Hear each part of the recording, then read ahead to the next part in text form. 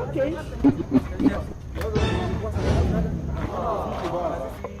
Yaani vile ninasoma. Leo ni weekend mazina sijazigizaga. Oh, zigizaga hapa za TI. Tupige profesa aone kama atatoka. Sasa profesa naye nikimwambia stories za TI. Jaribu bwana usijuze kwa nini. Lakini wewe unakonga mtu wangu. Mimi acha nijaribu. Naona kama naweza. Network tena ni blanda. Buda jo hii hapa ni angalia limuru bwana. Limuru zini hapa. Haya sasa shika. Ameshika maana. Hello. Profesa.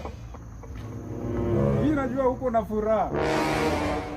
Umesema umekula ndengu na wairimo tumbo imejaa. Nzuri ya nyumbani.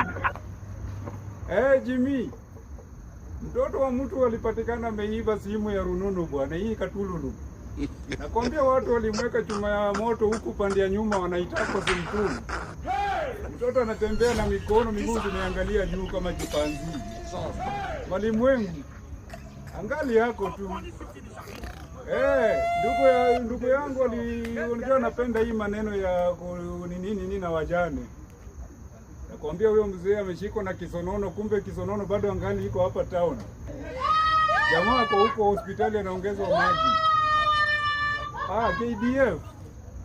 KDF huko tu.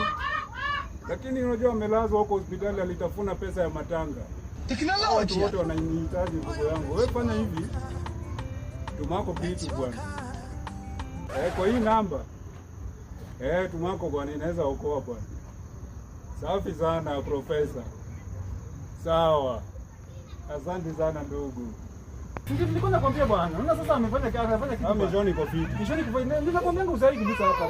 Lakini yako ni 20%. 20% kitu gani bwana? Sasa kwani ume